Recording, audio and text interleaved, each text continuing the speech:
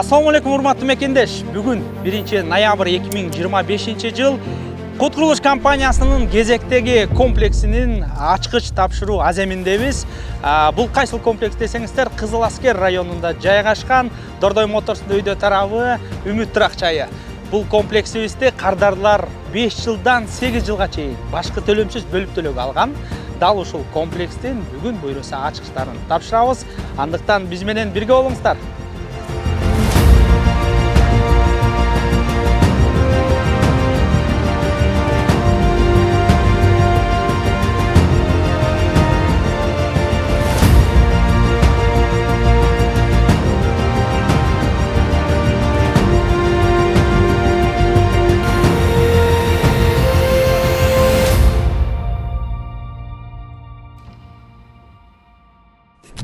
Assalamualaikum aka. Waalaikumsalam. Жақсымы? Жақсы. Құт болсын, ажалда жаз болсын. Рахмат. Бір екі сөз айтып қойбайсыздар, қашыл болсаңыз. Не деп айтайын? Эми қандай алдыңыз? Жүріс бияқ бір алып, елді тасалдық қылбай. Айта берсіз бәке. Урматтуу калайык журт. Мына өзүңүздөргө маалым болгондой 2025-жылдын 1-ноябрда милициянын күнүндө ушул Кут компаниясынын Жамгырчинова, Сазгалиева кесишинде Үмүт деген чоң комплексинде өтө таң калыштуу, бул жагы заңгыраган 9 этаж, бул жагы 9 этаж. Европанын Евразиянын кайсы бир жерлеринде Кыргыз өлкөсүндө дагы Кут компаниясы өнүктүрүп аткандын бир себеби ушул экен. Мамлекетти эле күтүп отура бербей, Кут компаниясы карапайым элге, мага окшош мугалимдерге, жалпы карапайым элге өз учурунда өзүнүн салымдарын кошуп берип атат.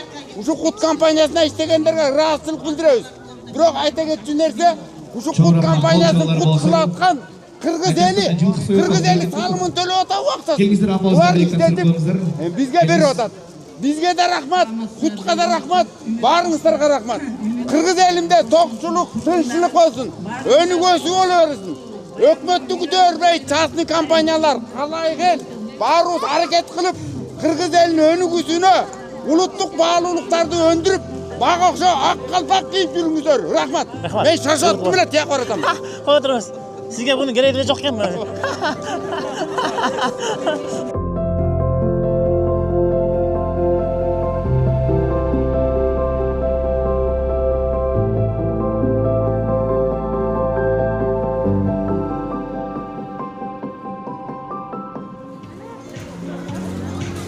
Кадырман қалай ақ-қалпақты көріңіз елем. Маңыңыздар қандай жақсыларбы? Чотаслап болып қалды ғой. Бүгін өзгөчө күн, өзгөчө майрам. Көптен бері күткен күніміз күтесі жерден келе қалды. Құрметті қонақтар, бүгін Кут курулуш компаниясының Үмүт Турак-жайынын ачкыч тапшыруу аземине салтанаттуу түрдө кош келдиңиздер. Камчалар болсун, құрметті қонақтар. Погоданы ауа райын өзіңөр көріп тұрасыздар, эми жылыңыз үчүн кичине бийлеп туруп ойлоп коюп, кичине кыймылдап дегенче музыкадан берип койгулачы. Канаке, кичине бийлеп коюңуздар. Чын жүрөктөн коттуктайбыз. Үмүт Турак-жайынын тургундары маңыңыздар кандай? Кетти. Эң мыкты күйчүлөргө, эң маңызды сонун адамдарга бизден делек болсун. Арасаға. Еме орды қыздардан бір жол айланып болыңызға, момбай қылып. Ана. Қарайки, белектерді тарап өргілі. Біз бүгін гүлейін пақолный. Дал менен іштейіз. Кетті, дағы.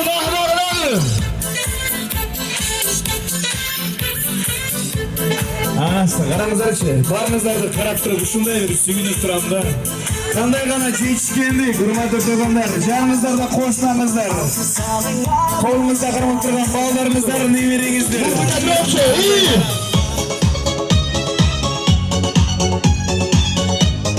Зонторду тапшырып бериңиздер, мынакей.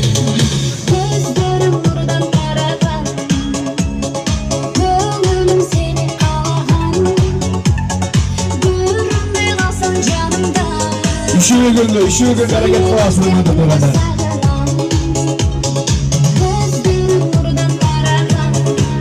Şahraman, yemeği hurmatlı bırakın. бар, барыңыздарга сураныч бар. Аземимиздин официалдуу түрдө ачылыш үчүн сахнага Кут курулуш компаниясынын коммерциялык директорун чакыра алмакчыбыз. Сахнада Мерим Абдраева. Түркүнүгө чакырган болчулар болсун.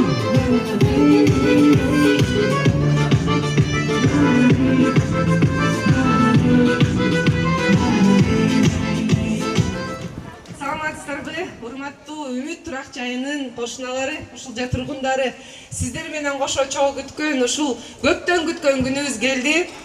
Ушул үйдүн турушуна күнү түнү уктабай канчалаган ушу биздин курулушчуларга кол чаап койсоңуздар, сиздер үйлүү болуп алсын деп канча эмгек кылышат күнү түнү уктабай.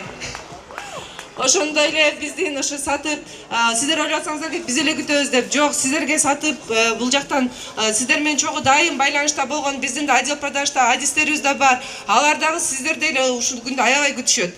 Баарыбыз күтөбүз ушул күндү. Ушул үйдөн эми агарып көгөрүңүздөр, үйүңүздөр башка толсун, казаныңыздар ашка толсун. Дайым жакшылыктарда өзүңүздөр ушундай чогулуп, жакшы мындай майрамдарды майрамдап туруңуздар. Буюрса ушул Үмүт турак жайын өткөзүп бергенден кийин дагы келечекте пландар боюнча мына белек келечек 2 турак жайларында өткөзүп беребиз.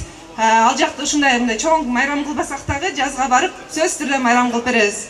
Бүгүнкү күнүңүздөр көңүлдүү өтсүн, жакшы кошуналардан болуңуздар. Буюрса рахмат. Орусча айтканда, любимец женской публики, сердцеед, сахнада Алмаз Шадаев!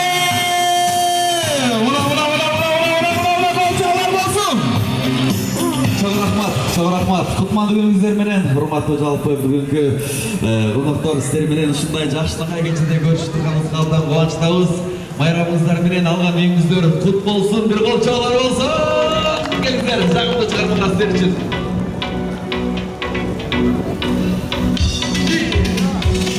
Досумдун билдим кимдигин.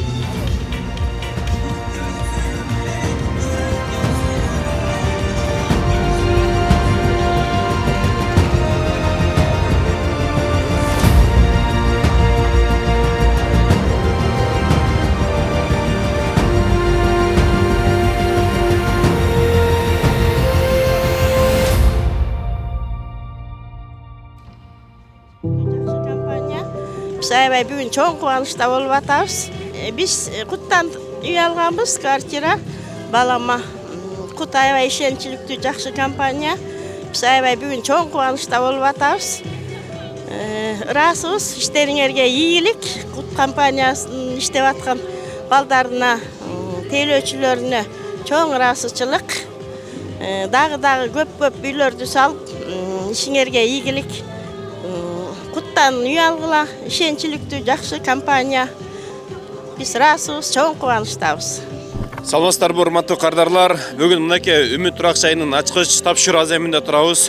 Бүгүн буюрса бул жакта бизде 750 адам өзүнүн үйлөрүнүн күрүчүн алып атат. Ошол клиенттерибиздин арасында биздин жакшынакай болгон Элмира эжекебиз. Элмира эжекебиз дагы бүгүн келип, өзүнүн 2 комнат квартирасынын күрүчүн алып атат. Эжеден 1-2 өз сөз угалык. Эже. Саламатсыздарбы, баардыгыңарга ушундай жакшы салтанаттуу күн тартуулаганыңыздарга чоң рахмат. Биз келечекти ойлоп ушинтип турак жай менен камсыз кылган биринчи курулуш компаниясына, андан кийинки ушул Кут компаниясында иштеген адистердин баардыгынын чоң ыраазычылык менен ушундай толкундануу менен сүйлөп жатам. Сиздерге чоң рахмат. Себеби бул күн биз үчүн аябай чоң кубанычтагы күн. Себеби биз неберелерибиз үчүн мынакей далалат кылып, башында бир аз акча менен эле алып, мына 2 жылдын ичинде биз квартиралуу болуп атабыз, 2 бөлмө. Элмира эже, кечиресиз, канча жылга рассрочка калдыңыз? Канча жылга бөлдүрүп алдыңыз? 3 жылга эле бөлдүрүп алганбыз. 3 жылга? Ооба. Бирок негизи ошол убакта биз 5 жылга берген элек, сиз өзүңүз 3 жылга бөлдүргөн экенсиз да, Ооба, 3 жылга эле бөлдүрүп алып, биз байым экөөбүздүн айлыгыбыз туура келет экен. 3 жылда эле бүтүрдүк буюрса. Элмира эже, азыр мына күрүчүңүз колуңузда экен, кирип үйүңүздүн ичин көрүп чыктыңызбы? Ооба, көрүп чыктык. Абдан кенен биздин квартирабыз эки жак, күн чыгыш жак, анан күн батыш тарапты караган эки жакка чыккан бөлмө, анан балкону эң эле жакшы. Анан жана дааратканасы менен ваннасы эки өз-өзүнчө болгону бизге аябай жакты. Бул Кут компаниясынан биздики тааныштардан дагы мурун алгандар бар, аябай ыраазычылык менен жашап атышат азыр. Бардык жагынан туура келет. Элмира эже, бир сөз менен башкаларга сунуштайсызбы? Бир сөз менен.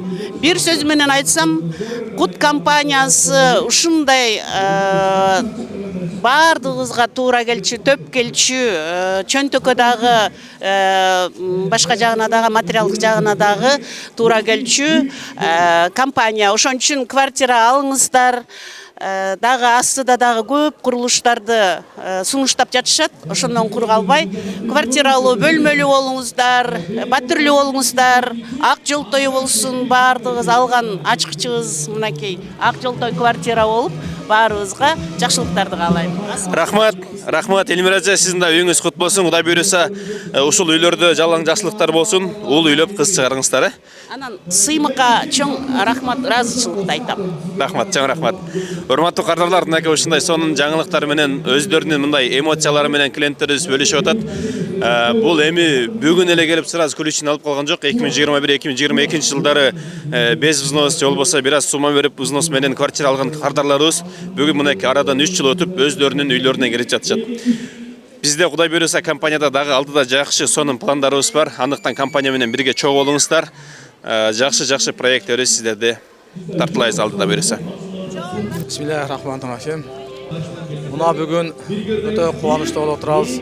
Шу күнгө жеткенге Аллахыма миң мартаба шүгүр кылабыз. Шу балабыз эң кенже уулубуз ушул жерден азыр үй алып турат. Ошол үй алыштын аземине катышып отурабыз биз. Биз өзүбүз Жалал Абад областынан келдик, Базар Коргон районунан. Балабыз ушул жакта иштеп, ушул жерде үй алып турат.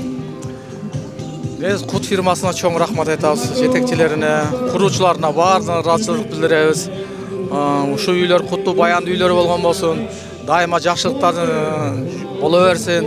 Ушул жерде биз тойлорго, жакшы күндөргө, колгоңчулар менен ынтымакта жашашка Аллахым өзү насип кылган болсун. Бардыгыбызды Алла Таалам өз мээримин алып, эки дүнү бактылыгын берген болсун. Келиңиз, сиз да сүйлөп коюңуз.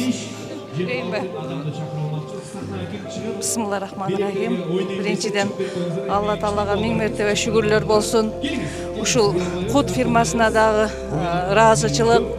Кудай кааласа мына бүгүн балда чакабыздын үйлөрү бүтүп, үйлөр тапшырылуу аземине катышып отурабыз. Мына көпчүлүк эли журт дегендей бардыгы сүйүнүчүбүз койнубузга батпай, маанайлары высший класс болуп бардыгыбызда. Ушул үйлөр эми баарына куттуу болсун, куттуу баяндуу, ушул жерден өнүп өскөн жакшы инсандар чыксын, бала чакабыздын балдары жакшы инсандардан болуп, ушул Кыргызстаныбызга кызмат кылган инсандардан болуп чоңоюшсун, балдарыбыз ушул жерден агарып, көгөрүп, өздөрү менен өздөрү көбөйүшсүн. Кудайга шүгүр, миң мартаба шүгүр, ушул күндөргө жеткиргенине Аллахыма шексиз шүгүрлөр болсун. Бүгүнкү иш-чарабызга, бүгүнкү аземибизге Сağolun, жақсы işleriniz, жақсы. Күлүштү мактанайын сага. Мақтаныңыз. О, құт болсын. Сүйлөсөм болобу? Камера тартып атат, камера. Ак тилек. Бүгүнкү күн мен үчүн аябай кубанычтуу күн. Койнума кубанычым батпай түн бою уктабай чыктым. 3 жылда биринчи жолу келип үйдү көрдүм. Үй оюмдагыдай аябай жакшы. Кирип чыктыңызбы ичине? Кирип чыктым. Өтө чоң кубанычтуумун. Рахмат. Дагы бир үй алсамбы деген үмүткө келдим. Буйруса. Негизи бизден квартира алгандардыкы квартирасы ургачы болот. Бир алгандар аркасынан экинчисин, үчүнчүсүн алат. Буйруса сизге дагы ошондой жугуштуу болсун, аркасынан 2 комнат болсун, 3 комнат болсун үйүңүз, буйруса. Кудай буйруса ушул балага ишенип, бардык жыйнаган акчамды, ийнелеп чукуп тапкан акчамды ушул балага ишенип, мына ак өргөлүү үйлүү болдум. Рахмат айланайын, ак тилек. Эки дүйнө сага ыраазыбыз. Мусулманчылыкта да айтат, үй жокко башпана берген бул эки дүйнө бактылуулук. Кут компаниясына дайыма ушуларга ийгилик каалайм, иштери жүрө берсин. Эч кимди алдабаган, бардыгынын оюн, жүрөгүн түшүнгөн адамдар экен. Ак тилек дагы бир жолу айтам. Сага Кудай ченебей өмүр берсин. Эки дүйнө бактылуу бол. Кыргызстандын бүт үй жокторун үйлүү кыл. Амин. Амин эше. Үйүңүз кутлуу болсун, ак жолтой болсун.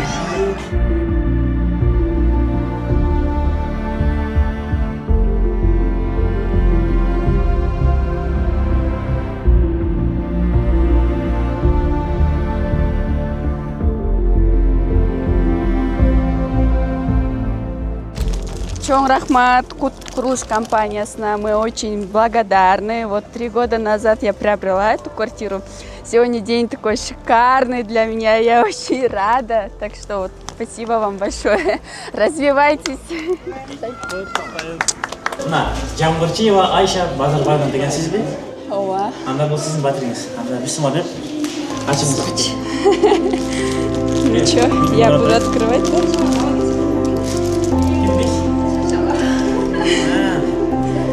Все, я открываю. Бисмилlah.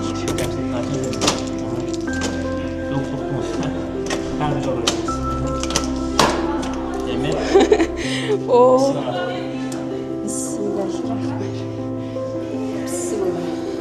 Багада жуксун. Вау. Классно. У нас тут балкон.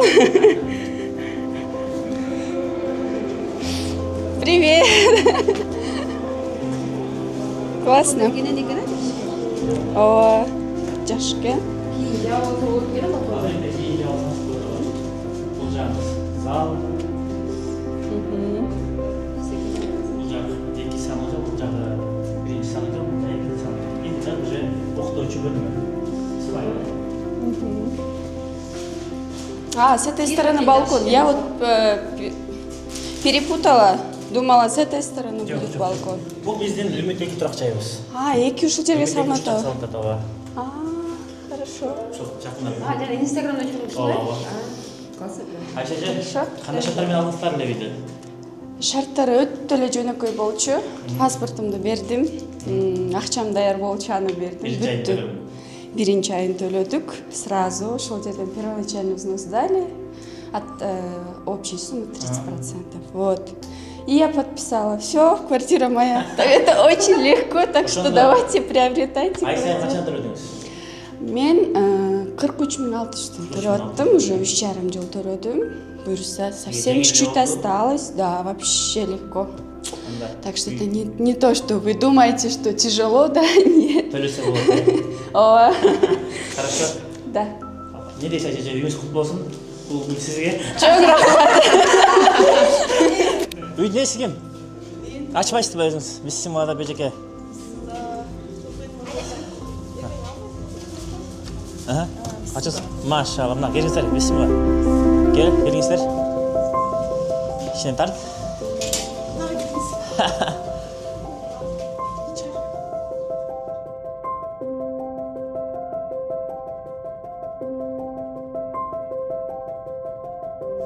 Мына ак жолтой үйдөрдөн болсун, мына келиңиздер. Жугушту. Кезбеке, атыңыз ким? Урмат беке, атым Бек болот. Урмат беке, бул биринчи үйүңүзбү? Биринчи үйгө. Биринчи үйсө. Кандай шарттар менен алдыңыздар эле башында үйдү? Кандай? Кандай шарттар менен алдыңыздар эле? Башында ошо без первоначальный взнос алганбыз. Аябай жеңил болгон. Компанияга каларыбыз өнүгүп өсө берсин. Буюрса дагы иштешебиз деген ойдомун. Кудай буюрса. Дагы чоңойбуз, дагы үйлөр чоңойтабыз дегендей. А так эч кандай коркуу сезими болгон эмес башында. Ишенип 100% ишенип, буюрса ошо ишеним буюрса акталган. Хорошо, аны күтөбүз биздин офистен сиздерди. Эчкимде бул үйдү алганыңыз канча болду? Катлан кезинде алдыңыз беле? 3 жыл. Кандай шарттар менен алдыңыздар эле? Биз ошо без первоначально алганбыз да. Ошо акция болуп атканда сразу кирип алып калып, ошол жакшы. Буюрса жакты. Кандай сезимдер болуп атат? Аябай жакшы, бул мамасына алып бергенбиз, мамасы. Ошо Кут компаниясына рахмат, ошо элдин баардыгы үйлүү кылып, ошо мындан арда элдин кызматына иштеген компаниялардан болдум. Ишеничтүү жакшы компания, биз да башка жагынан алганбыз болоконда. Анда күттө ашырамыз кылайын. Всё, хорошо. Министр, ийгилик сиздерге.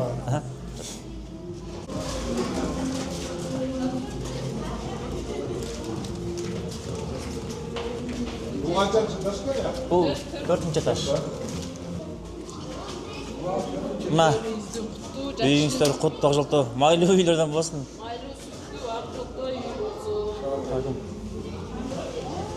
Мына жеке. Кире беришер.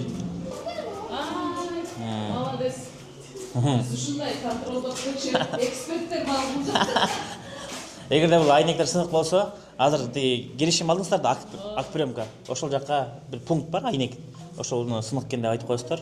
Кийин силерге дароо эле которуп берет, алмаштырып берет, ооба.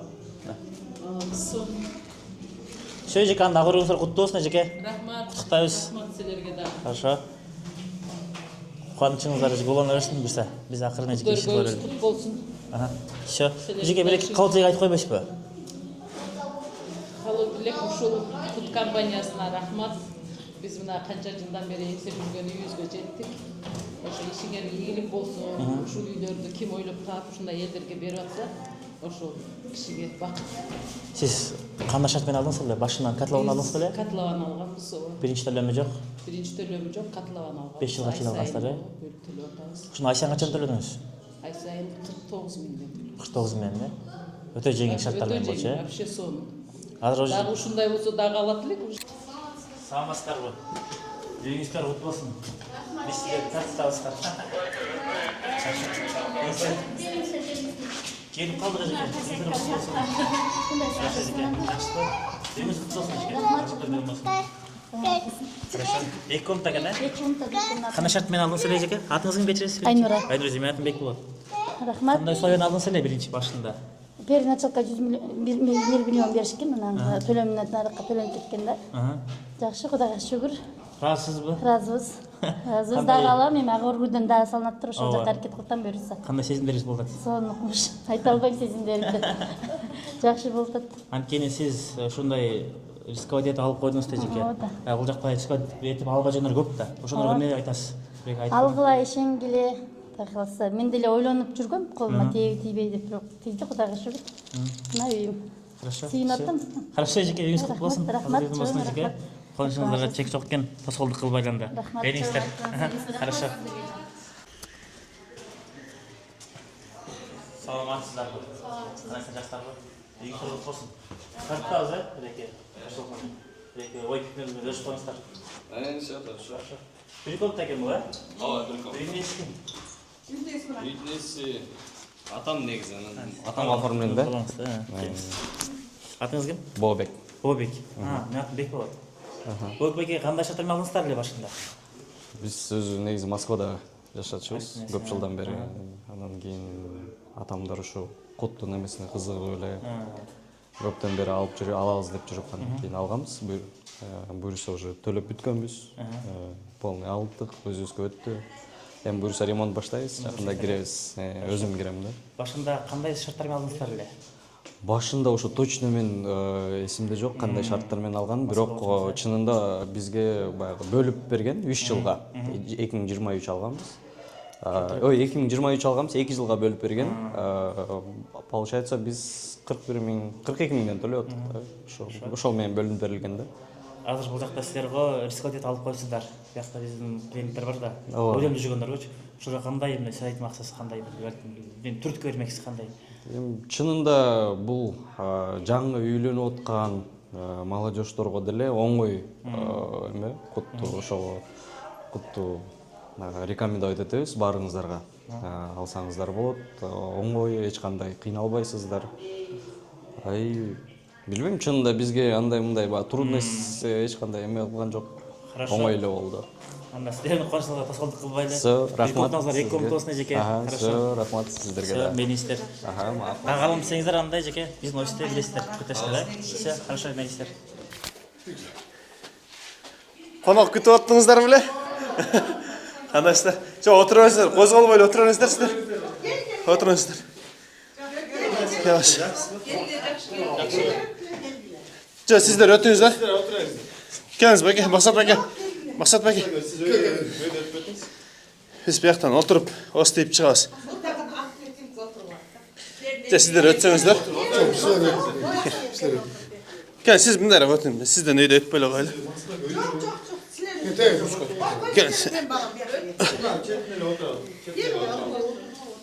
Gel bir oturalım da. Bismillah. Biz kameramız dersiste geldik. Vallahi otur lan. Oo, jiliktir. Bunu eme bayağı. Toyda algan jiliktir bunlar Canbaş. Negizi Canbaşqa uruğun jetelek ayıldı aşağı. Biroq бұл жақта Biroq bu жақта Canbaş болады та. Son ұмытпасын. Бізде баяғы бұға чейін Ақниет деген тұрақ жайы тапшырдық эле. Көрке Алматинкедечи. Ошол жақта дагы бир клиенттерибиз ушундай дастархан жайып, союшун союп келип, конокко чакырып, эми баары башкача экен да. Бул үйгө жетип атсак, анан кубанганыбыздан деле эмне берерибизди билбей атпайсызбы? Сонун жакшы. Кандай кылып алдыңыздар эле дастархан ичинде кичине сүйлөшөлү. Кандай кылып алдыңыздар? Муну ошол телефондон эле карап атып эле таап алдым да неме кылып. Анан телефон чалып эле алып калбадыкпы. Наличка алдыңыздар, э? Кайсы жылдар алдыңыздар? 23. 2 жыл болду. Даана быйыл 2 жыл болот экен. 23 алдык, 2023. Жана кысыма деп алдым да, ооба. Ошо октябрь, ноябрь ушулай болчу. Ошол убакта канча калдыңыз эле? Ошол убакта 28. Азыр билесизби квартиралар канча турат? 50 миңге. Ушул квартира, ушул состояниясы азыр. Ремонт эч нерсе кылбайсыз. Ушул боюнча баасы 50 миң болот. Буну ремонт кылсаңыз дагы 60 миң болот. Эми арзан алган экенсиздер да, жакшы. Сиз го эми биз бул үйлөрдү негизи 2021 күздө сатканбыз да. Ошол убакта бул квартиранын баасы 17 миң, 18 миң болчу. Негизичи. Сиздер ошо баягы кыйла салынып калгандан алган экенсиздер да, значит да. Алган өргө сөзүбүзгө кут болсун. Ушул ээси дагы кысым алып бердим деп атпайбы, саламат. Дагы ошол жерден агарып көгөрүп, балдарын үйлөнтүп, жакшы там болсун Акжолтой. Силерге да рахмат. Ушундай иштеп, иштериңер ийгиликтүү болсун. Кудай ден соолук берсин. Көп элдин керегине жарап, баталарын алып жүрө бергиле. Силерге да иштериңер ийгилик, аман болгула. Силерге дагы ошол компанияга ишеним көргөзүп, ошол убакта ишеним көргөзүп алганыңыздарга силерге дагы азыр дагы бир нерсе кошуп айтып кетейин. Эже айтпады, ичи жылуу экен депчи. Бул үйлөр кызыл кирпич менен салынган. Иши сыртынан 10 сантиметр базалит менен жылууланган да. Азыр мисалы бул ремонту жок, жөн эле караш убакта отурабыз, бирок жылуу. Эшикте күн суук. Бирок эртең ремонтторун бүтүрүп бүт бардыгынчы. Тиги отопление койгондон кийин вообще биздин оштук тили менен айтканда Ташкент болот да. Ошо деле угудай. Күндө тиет экен бияктан. Абеттен кийин кечки күн тиет. Сонун тойлор болсун да. Амин, Аллах акбар. Рахмат, рахмат. Мен дагы балдарымды алам деп атат, неберелеримди алам деп атат, дагы ала берсин. Негизи биздин үйлөрүбүз ургачы болот эже. Куттан алган үйлөр ургачы. Көпчүлүк баягы рекламаларды көрсөңүз, интервьюларды клиенттер ошондой айтат. Башында бир комнаталы алдык эле, кийин азыр мынакей экинчисин алтам, үчүнчүсүн алтам деп алгандар көп. Сиздин аркабыздан менин да балдарым алган да анан. Ошон үчүн эгиз болот да, эгиз болсун. Рахмат балдарым. Жей койгула. Ушул өргөбүз кут болсун. Ушул куттун балдары Актилекке, Нурданга баарына ден соолук берсин. Ушу эл керегине жарап, эр азамат болуп жүрө бергиле. Рахмат, айткан. Ишиңерге ийгилик, аман болгула. Рахмат. Код компаниясын элдерге сунуштайсыздарбы? Мен сунуштайм, барып алды. Макул эже, жакшы туруңуздар. Ишенген эмес да, сен кантип ишенип ошол $28,000 төптүң дегенде. Жок эле үйгө деп. Жок эле үйгө, сен жөн эле аны качан бүтөт, сен тийбей алсаң эмне кыласың деп. Мен эле тең туш болот деп ошентпеди. Жок, тиет дедим. Болот деп айтпай жүрүңүзбү? Эжелер алып атканда биякта деген экинчи этаж эле курулуп аткан да. Ошондой эжелер айтып күлдүле да. Воздухты эле алып атпайбыз, биз абадан эле сатып атабыз депчи. Мынакей буйрса ушул күнгө. Рахмат, сеңиздарга рахмат, чоң рахмат аба. Ушинтип үйүңүздөрдө ар дайым ак дасторкон жайылып тура берсин. Рахмат, чоң рахмат. Меймиңиздер. Рахмат. Мондай жумшак пышкан этти көрө элекминчи.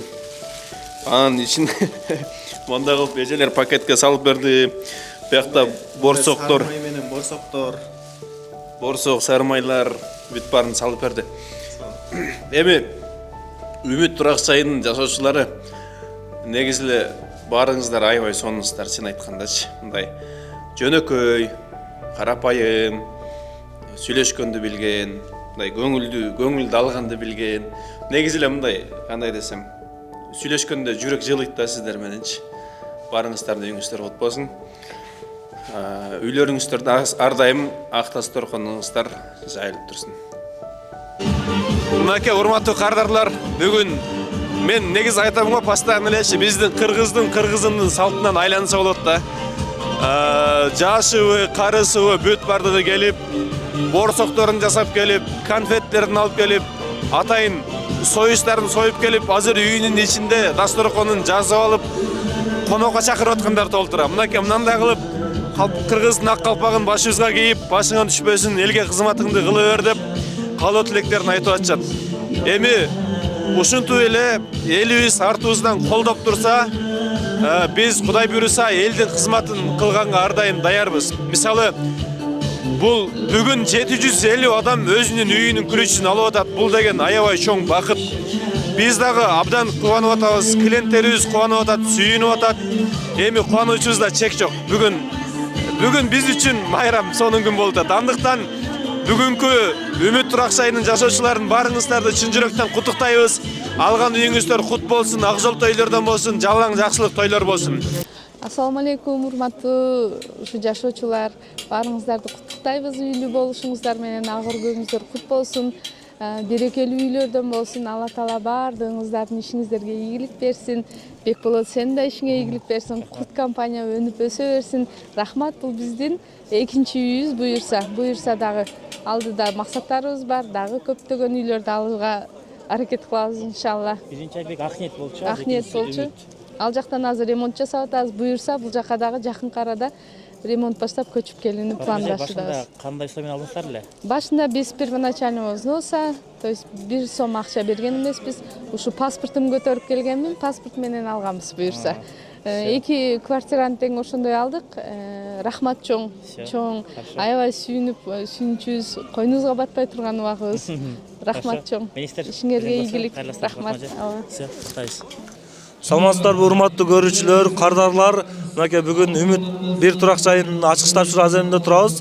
Бул жакта Каныгүл эже Москвада офиста иштеп жүргөн кезде жаңыдан котлован казылып аткан учурда ишеним көрсөтүп, Үмүт турак чай комплексинин 2 бөлмөлүү, 1 бөлмөлүү батир алышкан. Азыр кандай шартта алган, полный кенен айтып берсине. Саламатсыңарбы? Мен бул Худ строительный компанияны Москвадан через сиңдим аркылуу угам дагы. Анан барып ишеним менен катласыдан түйүнөн кандай проектин эле көрүп атып, мен чын дилим менен ишенип Кутка, бул Бактыя дүкән балдарыма ошонун баштап 21-жылдын январь эле бардым. Ошонун бери акчасын төлөп бүттү, Кудайга шүгүр. Россияда иштедим. Чыдамсыздык менен ушу күнгө жеткизген Кудайга шүгүр, ушу Кудай колдогон бактыярларга шүгүр. Дайым Кудай колдоп, куттуу үйлөрдү бүтүрүп, элдерди ыраазы кылып, элдердин рахматын алып жүрүшө берсин. Рахмат дагы бир жолу чоң ыраазычылыгын билдирем мен дагы. Рахмат. Рахмат. Ассаламу алейкум, урматтуу кардарлар. Бүгүнкү ачкыч тапшыруу аземинин катышуучулары Кут курулуш компаниясына абдан чоң ыраазычылыгыбызды билдиребиз. Мына 4 жыл мурун алдык эле, мына бүгүн Кудай буйруп насип болуп ачкычын алып отурабыз. Абдан кубанычтабыз. Кут курулуш компаниясынын баардык кызматкерлерине ыраазычылык билдиребиз. Канчалаган адамдар үйлүү, батирлүү болуп атышат, кубанычка бөлөнүп атышат. Ошо кубанычтарына биз да ортоктош болуп, баардыгына ыраазычылык билдиребиз. Апам болуп баарыбыз үйлөөбүз менен келип, мына кубанычта турабыз. Апам да сүйлөп койсун. Ушу бүгүнкү салтанаттуу күндө Кут курулуш компаниясы элдин моңча элге үй тапшырып атат. Ошо компаниянын коллективине чоң рахмат. Ден соолуктары сак болсун, өмүрлөрү узун болсун, үй бүлөсү менен аман эсен болуп, ушундай элдин маанайын көтөрүп, элге кубанч тартуулаган компания болуп жүрө берсин, өсө берсин, өнө берсин. Балам дагы ушундай там алып атат, тамы ак жолтой там болсун. Балдар менен урмат сыйга белен ушундай жартылдап тамдын ээси болуп жүрө берсин. Жакшылык болсун. Мынакей менин жердешим, менин айылымдан, менин көчөмдөн өзүмдүн абам келип калыптыр. Көчкөн абам келип калыптыр. Көчкөн абамдагы оозунан бир-эки сөздөрдү угайлык, Көчкөн аба, кандай кылып алдыңыз эле? Негизи эле ушул ишиңиздеги нерселер менен бөлүшүп кетсеңиз, калоо тилектер менен. Макул. Мынакей карапайым кыргыз элим, мынакей биздин көптөн бери күткөн мына бул Үмүт турак жайынан кут курулуш компаниясы бүгүн күлүчүбүздү тапшырып, биздин кубанычыбызды бөлүшүп турат. Биринчиден ушул биздин мамлекетибиздин башында турган ажообуз Садыр Нуркожоевич, Камчыбек Ташиевич, ошондой эле ушул элдин ушул көп компаниялардын ичинен кут курулуштарды, ушундай компанияларды колдоп, ушуларды бизге карапайым элдерге жеңилдик менен үйлөрдү берип, элди кубандырып отурганы бизди дагы аябай кубандырып турат. Ушул компанияга дагы, компаниянын жетекчилерине, адистерине бардыгына чоң ыраазычылык билдиребиз. Ушундай кыргыз элим келип, ушул кут курулуш компаниясынан үй алып, сиздер да жетишип калыңыздар. Мен ошону каалайт элем сиздерге. Рахмат, чоң рахмат. Үй кут болсун, жакшылыктар болсун, ак жолтой үйлөрдөн болсун. Эми бир эле сөз менен, Көчкөн аба, бир эле сөз менен кут компаниясын элге сунуштайсызбы? Албетте мен сунуштайт элем. Ушул карапайым элдерге жеңилдик менен узак мөөнөткө баягы биринчи төлөмү жок бергенине мен кут компаниясын бардык кыргыз элине сунуштайм. Келиңиздер, жетишип калыңыздар. Рахмат. Ассаламу алейкум бардык кошуналар жана кут куруш компаниясында иштеген ошол жерде коллегалар бардыңарга рахмат, Алла ыраазы болсун. Үйлөр ак өргөлүү болсун, ишиңиздерге ийгилик. Жомарт байкенин да ишине ийгилик. Машалла, жакшы Жомарт байке ушундай жакшы жөрөлгөнү баштап, иши ийгиликтүү болду. Алып атканда чындыгында баягы көп наркы эркелер болуп атып, бирок ишенген эмес, бирок алхамдулилlah. Жакшы выгодно алдык, шүгүр, Алла ыраазы болсун. Ар бир ушул жерде кызмат кылып жүргөн балдарга Алла ыраазы болсун. Чын жүрөктөн разымын. Үй кут болсун бардыгыбызга, ошоналар рахмат, Алла ыраазы болсун. Каршы, рахмат, министр. Биз башында ушул келип эле эме кылганбыз, элден угуп эле.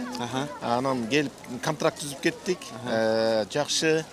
Сонун ак жолтой үй болду. Кайсы жылы алдыңыздар сиздер?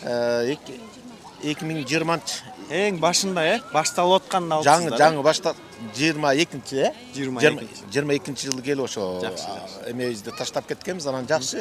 Мына мындай татынакай турак жайлуу болуп атабыз. Бул жерде азыр 700 турак жай курулуптур. 750 батир бар. 750. 7 деген жакшы сан. Эми сиздерге чоң рахмат кут компаниясына. Бизге 700 кошуна таап берип атат Кыргызстандын тегерегинен. Эми ошол 700 калкыбыз эми 7 миллиондон ашкан эл болсун, Кыргыздын үйлүү жайлуу болсун. Үмүт деген чоң үмүт экен. Эми бул жерде иштегендин баарын угуп атабыз жанатан. Россиянын суугунда жүргөн, Дубайдын ысыгында жүргөн, жалаң четте жүргөн окшойт менимче ушу карап анализ жүргүзсөк бир. Жарымынан көп эле ошондой жигиттер экен. Ошо сиздерге бул ошол убакта бул батирдин квадратный метрин канчадан алдыңыздар эле, ошолор боюнча айта кете аласызбы? Квадрат биз негизи эле тегерек деп айтайын, биз ошондо айына 40 000 менен түзгөнбүз. Айына 40 000, анан ошол эле учурда бул компанияга чоң ыраазычылык. Алдын ала бир убакыттар болгондо түшүнүүчүлүк менен мамиле жасашты. Только гана эскертүү ошол болгон, алдын ала белгилеп койсоңор, биз бул айда ушундай шартыбыз болбой атат, кичине жылдырасыңарбы десек, жылдырып дегендей. Түшүнүү менен ич ара түшүнүү менен иш болду. Жакшы байке. Жакшы нерселер болду, ийгилик. Үйүңүздөр кут болсун сиздерге дагы. Анан биз деле ошо убагында эрте эле кутулдук, балдар ошо. Рассрочка канча убакка чейин бөлүп алгансыздар негизи? Рассрочка 3 жыл, 4 жылда бөлүп алганбыз, бирок ошо 4 жылга жеткирбей эле, анан 2,5 жылда бүтүрүштү балдар. Квартиранын ишин көрүп чыктыңыздар. Ооба, ичине кирип чыктык. Талаптагыдай ошол жана бизге берилген офис менен карап чыктык. Баары ордунда экен, баары жакшы буйрса. Эми ошо маселе ошол убактысында ремонтторун жасап, эл менен кошо кирип кетиш. Үй кут болсун байке. Рахмат сиздерге да. Рахмат Жугуш силерге. үйлерден болсын. Ооба, жугуш болсын, кеңейсин. Кыргыз Айтканыңыз элибизде жакшы келсин. нерселер болсун. Ооба. Айтканыңыз Өзгө чоң келсин. рахмат. Кыргызстандын булуң бурчунан жыйнап ушунча Ооба, 7 область бардыгы бар. Ооба, 7 областтан жыйнап туруп бизге ушундай кошуна жыйып берип аткан силердин компанияга чоң рахмат. Чоң рахмат сиздерге дагы байке. Жакшы. Кандай кылдар мындай? Аябай мындай биринчи жолу үй алып аткам. Ага да айткан болчу. Компания ишенбейт мындай мындай деп, бирок силер динге жакын болгон себептен көп рекламада толтура эзеп жүргөндө наличкагачы. А потом ушу кутко ишенип наличкелип алгам. Ошо 2 жылда бүтүрүп берди. Аябай сүйүнүп атам. Ушу аманатка бекем экен. Динге да жакын болгон себептен кутту менен сулуштайм да. Дагы айтар сөзүм если акчаны кайка саптап берсеңер, ушул компания салгыла акчага. Мен мисалы $5 алгам азыр. Азыр $1000 эме болот. Өзүн эки сактап атат, э? Эки сактап атат. Канча комната? 2 комната, 68 квадрат. 2 комната сургач 3 комната болсун. Эке, бактырке. Саксайсыз, э? Жакшы жакшыртып чыга бериз. Компаниясына чоң рахмат. Ушул элге мына арзан кылып жакшы типте салып берген үйлөрү бул жагында 9 этаж, бул жагында 9 этаж. Мына Кыргызстандын өнүккөнү мына көрүнүп турат. Биздин бийликтегилерге да чоң рахмат. Ошондой эле элге элибиз аман болсун, заманыбыз тынч болсун, урсагыбыз ток болсун. Ушу баары үй бүлөбүз менен тынч болуп ушундай кубанычта жүрө эле эл менен чогуу. Силерге дагы рахмат журналисттер. Дагы үй аласыздарбы? Кудай кааласа буйруса. Все, хорошо. Куттуктайбыз. Ак жылдарыңыз болсун эке. Бұл домдон эки эжем үй алды. Ишенбей атышып, алдап кетет деп ишеничти экен. Көп болдук. Өтө сүйүнүп атабыз, өз убагында бүтүрүп, качественно, все красиво и аккуратно болуп туруп, подъездери кулубузга толуп атат. Эжекеңиз алып берем, өз качан аласыз? Мен дагы алышым керек, акча болсун. Все, эжеке, хорошо. Саламатсыздарбы? Биз туттан үй алып, сүйүнүп турабыз. Чоң рахмат ишиңиздерге. Все, хорошо, рахмат. Кыска нуска, э? Кантип алдыңыз макул? Эжем акча салышат, Ортодо посредниксизби? Бирок сиз жашайсыз. Все, хорошо, ак жылдарыңыз болсун. Все, хорошо, мейилиңиздер. Маржа эже кандай, жакшыбы? Жакшы. Кандай шатта алдыңыздар эле? Кандай сезимдер болот азыркы убакта? Ошоңа бир эки сөз айтып койсоңуз. Бүгүнкү күн биздин көптөн күткөн күнүбүз эле. Ушул күндө канчалаган түйшүктүү эмгектер менен, көптөгөн кыялдануулар менен күткөнбүз. Мына бүгүн ушул күнгө келип, ушул сиңдим алыста мигрант болуп иштеп, ушул үйгө ээ болуп отурат. Бир туугандын кубанычын бөлүшүш дагы өтө кубанычтуу күн биз үчүн. Ошондон мындан ары дагы ушул алыстагы мигранттардын жалпы эле кыргыз элинин кубанычына кубаныч кошуп турган Кут курулуш компаниясынын жетекчисине, анын жамаатына жана ошондой эле баардык ушул курулушта эмгек кылган жалпы жамаатка чын дилден ыраазычылыгымды билдиремин. Мындан ары да өлкөбүз өнүгүп, баардык ар бир пенде үйлүү болушуна тилектешмин. Сіздерге дағы қуанышымызды бөлішкөніңіздерге чоң басып білдірем. Саламатсыздарбы? Бүгін біз үшін абдан қуанышты күн болып атат. Біз бүгін Кут компаниясынан Үміт деген тұрақ жайынан 2 квартира, 1 комнаталы 2 квартира алып атабыз. Экөөнү тең балам алып атат. Балам Москвада иштеп, ошол жакта иштеп, өзүнүн үй бүлөсүнө 2 квартира алды. Biz hazır жаңы эле квартирага кирип ичин көрүп чыктык. Абдан ыраазыбыз, квартира абдан жакты. Договордо айтылган нерселердин баары тең аткарылыптыр. Анан эми дагы мындан ары өзүбүз каалаган каткандын баарын тең жашынакай кылып бүтүрүп, Кудай буйрса жаз алды менен ушул үйгө кирип балдарым жашап калат деп ишенем. Анан эң биринчиден ушул жерде Кут компаниясынын жалпы жетекчилигине, анын кызматкерлерине, анын ичинде биздин менеджерибиз Актилек деген балага абдан чоң ыраазычылык билдирип кетем. Актилек аябай азамат, аябай жакшы бала. Кайсы учурда кайрылсаң баарына тең жооп берет, эч качан жоопсуз калтырбайт. Ишылса эмне суроо талабыбыз бар болсо ошонун баарын тең аткарып жүрөт. Актилекке чоң рахмат. Бардыгыңызга чоң рахмат. Ишиңерге ийгилик, Кут компаниясынын ишине жакшы ийгилик. Аябай 3 мен биз Нуримбаевадан 3 элек. Мына сиңдим айтып баары ушу сиңдим аркасынан алдык. 5 жыл качан болот деп чыдамсыздан күттүк. Кудайга шүгүр бүгүнкүнгө жеткизген Кудайга шүгүр. Силерге дагы чоң рахмат. Бактияр Үкан менен сүйлөшүп атып алганбыз. Силерди да Кудай колдоп дайым ушундай жакшы күндөрдү бүтүрүп, жакшы күндөргө элдери жеткизип бактылуу кыла бергиле. Рахмат силерге. Аллага шүгүрлөр болсун. Саламат болуңлар. Рахмат дагы бир жолу. Ишиңерге ийгилик. Кут строй компаниясына чоң ыраазычылык билдиребиз. Ушу биздин башчыбыз Жомарт Байкебизге Алла разы болсун. Ушундай азыркы жаш муундарга ушинтип оңой жолу менен, жеңил шарты менен шарт түзүп берип, ушундай үйлүү кылып отурушат. Өмүрүнө береке берсин, эки дүйнө бактылуу каалайбыз. Дайым ушундай жаштарды кубандырып, үйлүү кылып жүрөбүз. Тойлор болсун, келгиле Кут строй компаниясы ишеничтүү. Келиңиздер, үй алыңыздар. Айына канчадан төлөдүңүздөр? Үйдө биринчи алып калганыбыздын себеби Москвада болчок. Москвада филиалы ачылганда 1 ай болгон экен. Биз ошол жерден договор түздүк. Балам экөөбүз барып, үйлөрдү көрсөттү, договор түзүп, 2 комнат квартирага договор түзүп алдык. Айына 50 миңден төлөп аттык. Оңой эле болду. 5 жыл күттүк. Кудай буйруса бүгүн күлүштү алып кубанып турган кезибиз. Рахмат Байкебизге, жогорку президентибизге, Камчыбек Тайшиевичтерге, ушу башчыларыбызга чоң рахмат. Ушундай жеңил шартта түзүп бергендерине Алла разы болсун. Баарына ден соолук каалайбыз. Саламатсыздарбы, урматтуу кардарлар? Бүгүн 1 ноябрь Кут курулуш компаниясынын Үмүт турак жайынын ачкычташуу аземи болуп атат. Биз азыр Мерим эжебиз менен бул жакта отурабыз. Мерим эже, үйүңүз куттуу болсун, батириңиз куттуу болсун.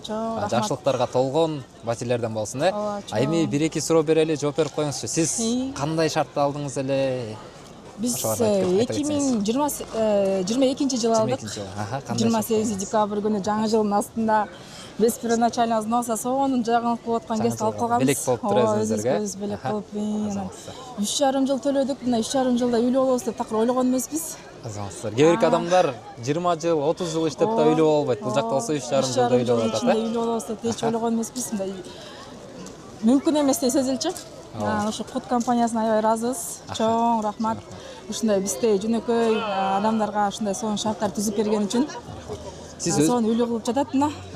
Азаматсыздар, кут болсун дагы жолу. Сиздер Бишкектен эле иштеп алдыңыздарбы же башка? Биз Москвада жүрүп алдык. 3,5 жыл жүрүп, үйгө алып, мына келдик мына. Келип бул жакта, эми бул жакта жашайсыздар, Бул жакта жашайбыз. Үйүңүздөр только ушундай жакшылыктарга толгон үй болсун. Сиз Мерим эженин үйүндө ушундай тойлор болуп атат экен деген жакшылыктарды угуп жүрө эле. Чоң рахмат. Куттуу болсун, келиңиздер жолу. Чоң рахмат. Ишеничтүү компания Кут, ишенип ала бериңиздер. Ассалам алейкум байке. Үй кандай экен? Көрүп чыктыңыздарбы? Көрүп чыктым, жакшы, Кудайым буйруса, ойдогудай. Ошо дагы ремонттун кылгандайын ошону дагы жакшы болот, Кудайым буйруса. Канча комнат алдыңыздар бул жактан? Кайсы жылдары алдыңыздар? 2022 жылы 26 январда алганбыз. Жаңы котловандан салынып башталган кездеринде алган экенсиздер, Ошондо мындай ишеним кандай болду эле компанияга? Ишеним ал убакта азыраак болчу. Бул азыркыдагыдай көп нерселер бүтө элек болчу да. Аны тандап отуруп бир эжем алган болчу. Ошон үчүн биз дагы ишенип берет экен деп ошон үчүн сиздердин компанияга кайрылганбыз да. Эжеңиздерден кийин сиздер алган экенсиздер. Өзүңөрдө дагы мындай коркуу сезимдер болду башында, анткени ар кандай ситуациялар болуп кетип атты, мисалы ырынактачы. Ошондо мындай кантип мындай чечкиндүүлүктү бир кабыл алдыңыз? Ошо акыркы чечимди биз кабыл алганбыз негизи. Мен ошол ишенич негизи бар болчу, анткени эгерде мурунку бир объектти берген болсо кийинкилер да берет го деп. Анан мен такыр корккон эмес, корккон жокмун. Жакшы, жакшы. Үй кут болсун байке. Дагы бир жолу. Рахмат. Үйүңүздөр ургачы үйлөрдөн болсун. Азыр биз эми Динара эже менен маектешебиз. Динара эже, саламатсызбы? Мен атым Нурчулук болуп, Таанышкан Афганстан. Жана кандай ощущение болуп атат? Бүгүн ачыгычыңызды алып атасыз колуңузга. Эле толкунданып турабыз. Азаматсыз. Биринчи үйүбүз. Биринчи үйүңүздөр, Москвадан Москвадан оформить еткенбиз. Москвадан алгансыздар. Кайсы жылы алдыңыз эле сиз? 2023 алдым. 2023 алгансыз. Бөлүп төлөө шарт менен алдыңызбы же кандай шартта алдыңыз? Первоначальный миллион төлөдүм. Миллион төлөп, калганын канча жылга бөлүп алгансыз? 3 жылга. 3 жылга бөлүп алгансыз. Сизге кыйын болгон жокпу төлөгөндөн? Сиз Москвада иштеген үчүн оңой эле болду. Болгон жок, баягы үй алам деген адамга чымчыктагы эмесин бөлүп кетет дейт го, ошол сыяктуу эле. Жакшы мотивация болуп кыйналбай эле алдык, буюрса дагы алабыз деп айдабыз. Эреже. Анан дагы пландар барбы алайын деген? Алайын атасыз. Жазылып койдуңуз эле жаңы проекттерге. Жаңы проекттерден алган. Азаматсыз дагы элдерге кандай совет бересиз? Ошондой кээ бир адамдар квартира алганда мондой болот. Кичинекейрээк квартираны биринчи сиз канча комната алдыңыз? Мен двушка алдым. Двушка алдыңыз. Азаматсыз коркпой аласыз. Кээ бир адамдар ошондой алганда кичинекей квартираны алышат. Анткени коркушат, төлөй аламбы деп. Алып бүткөндөн кийин бул жакка келип алып үйүңө бул кичинекейрээк алып алыптырмын, чоң алсам болмок экен дешет. Сиз ошолорго кандай совет бермексиз? Сиз мисалы үчүн 3 комната алсаңыз эле төлөй алмаксыз да турабы? Мен 3 комната алып алыптырмын деп азыр ойлонуп калдым. Эми рисковать этиш керек экен. Жашоодо рисковать этсең, дальнейшемде эле боло берет экен. Буюрса андан кийинкисин анда 3 комнат болсун, 3 комнаттан бирөө эмес 2 болсун, андан дагы 3 болсун, ошентип кое берсин, э? Куттуктайбыз келиңиз. Рахмат жан. Ата үй жактыбы? Апа үй балам келдик биз ошо кызым алып күйөө балам экөө. Жакшынакай бүтүптүр. Комнатасын көрүп чыктык. Аябай жакты. Силерге ушу иштеген балдарга чоң рахмат. Ушу куттун тамдарын бүтүрүп иштеп аткан балдарга аябай чоң ыраазыбыз. Ынтымак ден соолук берсин. Ушу балдардын үйү ар дайым жакшылык болуп, той болуп турсун. Рахмат. Рахмат силерге чоң ыраазыбыз. Көрүп чыктык баарыбыздан. Апа сиз кандай дейсиздер? Үй жактыбы сиздерге? Үй жакты, ошо небере кызыбыз күйөө балабыз алды. Өздөрү иштеп, ушу кутту тандап акчасын төгүп жүрүп алышты. Кудай кут кылсын. Кут компаниясына чоң ыраазычылык. Дайыма ошо элдин керегине жарап, жана алдамчылар тиги булардын немесине кирбей жакшы компания экен. Жакшы буюрса, бизге жакты. Дагы буюрса алабыз. Үйүңүздөр кут болсун. Неберебизди алат эми буюрса. Бата берип коесуздарбы? Келиңиздер эми балдар, мына могу көпчүлүктөн немесин батасын алуучу силер тамды куруп өткөрүп берип атыптырсыңар ачкычын. Силерге өмүр узун. Ден соолук каалайм. Жакшылык болсун, кыргыздарга тынччылык болсун.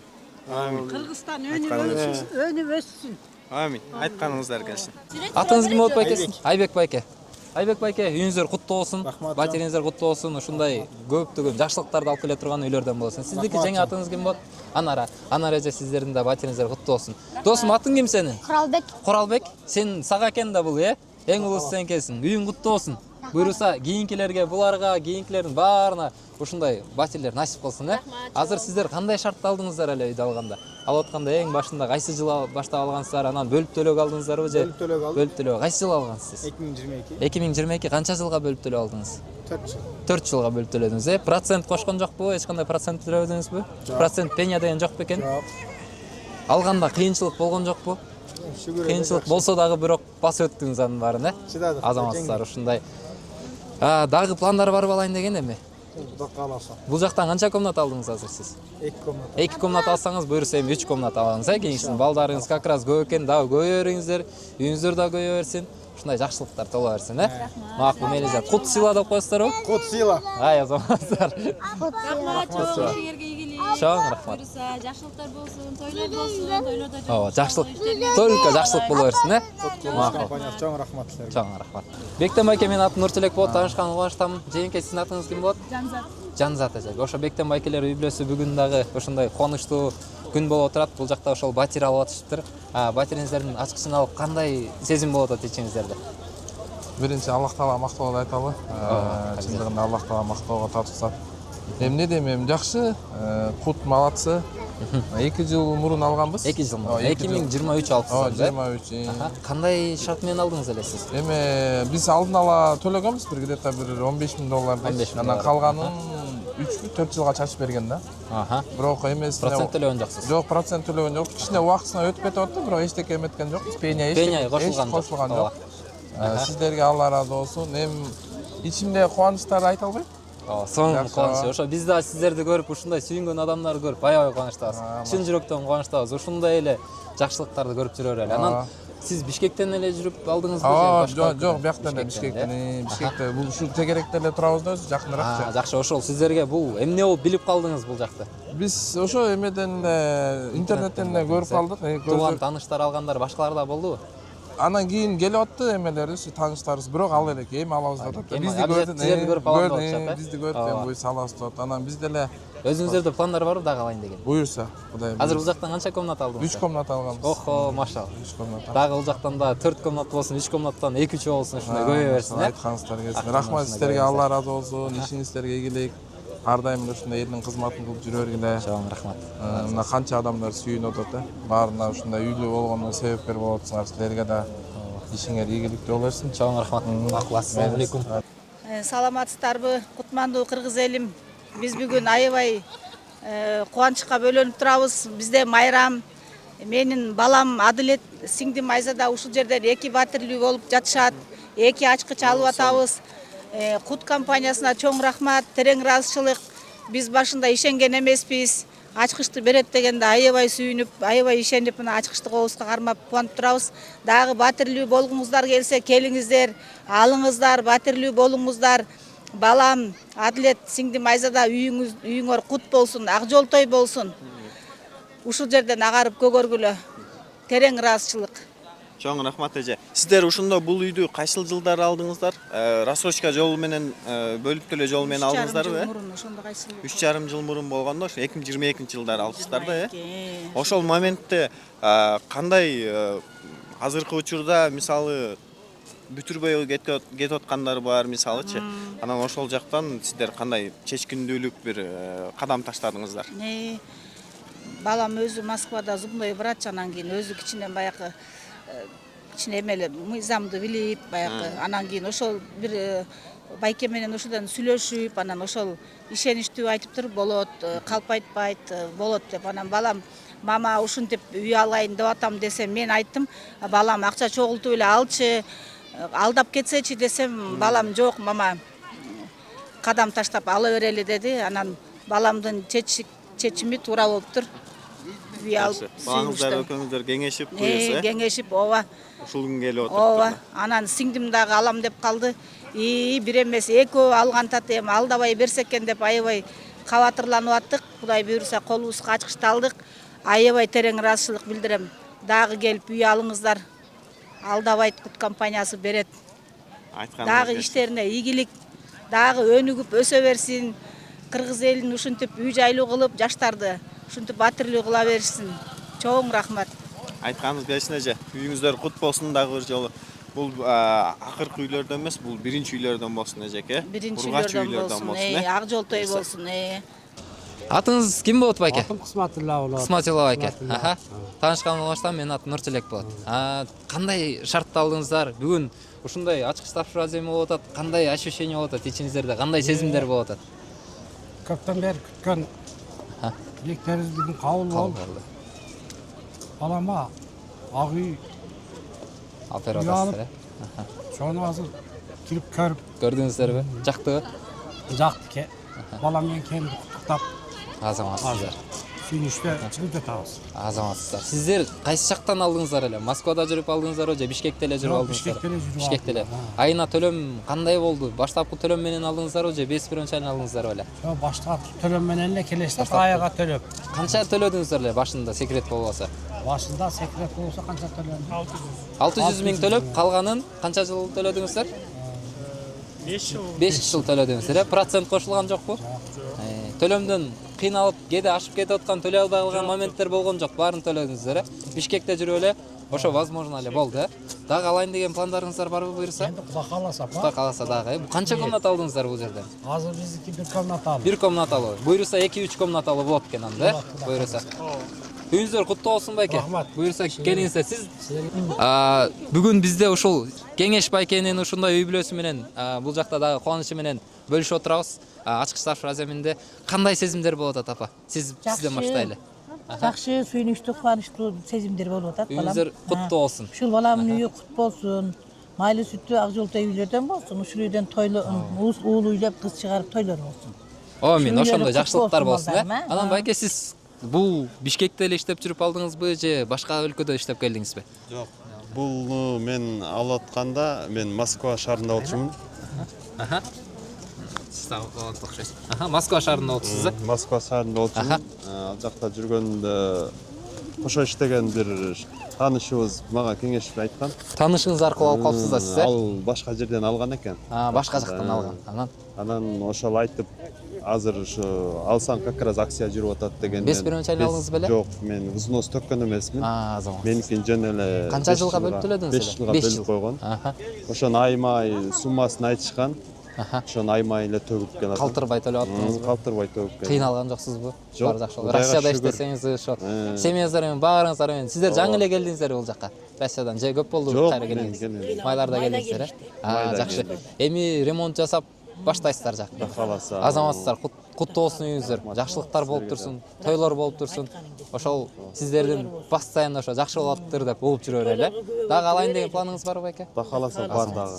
Буюрса, дагы ушул офистен эле жолугуп кол коюп эле жүрө бериңиздер, Атыңыз ким болот эже? Зарина. Зарина эже менен Эжем алып атат. Эжеңиз алып атат, Зарина эженин ушундай ачкычтар заминдебиз, үйүн алып атат. Кандай сезимдер Ощущение болот? вообще сонун. Вообще сонунбу? Сиз Россиядан келген окшойсуз. Россиядан келдим. Кечинде келдим, ошо күлүштү алганы келдим. Пока күйө эле экенсиз да күнгө. Эми. Үйүңүздөр куттуу болсун эжеке. Кандай шартта алдыңыздар? Бөлүп төлөп алдыңыздар беле же накталай төлөмгө алдыңыз беле? Качан алдыңыз эле? Алганына 3 жыл болду. Бөлүп төлөдүм. Эч кандай кыйынчылык жок. Бардыгы сонун. Мына күлүштү алганда кыйынчылык деле болду, бирок бардык нерсени мындай унутуп калат экенсиз. Сонун мындай. Төлөнүн элек суммасы да бар. Калган жашаганча төлөйсүз эми? Жашаганча төлөйм. Канча жылга бөлүп алдыңыз? Уже экинчисин сүйлөшүп коюп кетип атам. Экинчисин сүйлөшүп койдуңузбу? Азаматсыз. Уже Сонун куттан алгыла күйбөйсүңөр. Туугандар. Азаматсыз. Болду. Азаматсыз болду, кел.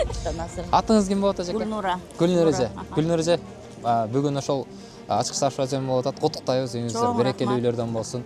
Кандай сезим болуп атат? Аябай толкундануу сезим болуп атат. Анан ушу 5 жылга алганбыз буюрса. Ушу баламдыкы болчу. Анан өзү Россияда балам. Россияда иштейт. Анан буюрса менин атыман ушу алдык сонун, буюрса сонун. Жакшы төлөп алдыңыздар. Кыйналган жоксуздар байке. Сиз төлөдүңүз окшойт негизи төлөмүн. Жок, байкеси. Байкеңиз төлөп атты. Жакшы, ал өзү азыр жок экен, бирок жакшы салам айтып коюңуздар. Чоң рахмат силерге. Төлөмдөн эч кандай кыйынчылык болбоду? Жок, эми болсо дагы үй алгандан кийин унутуп калдыңар анын баарын. Куттуу болсун эжеке. Дагы канча комнат алдыңыздар? 2 комнат. 2 комнат. Дагы үйүңүздөр 3 комнат болсун. Дагы 3 комнаттан дагы 2-3 болсун, көбөйсүн үйүңүздөр. Силердин де иштериңерге ийгилик. Чоң рахмат. Дагы алайын деген пландарыңыздар бар? Буюрса, бул баламды азыр Азаматсыздар. Буюрса анда көрүшөбүз ушул жакта. Бул неберем булардын үйлөрү. Бул кызга экен да, буюрса. Буюрса. Кут болсун үйүңүздөр.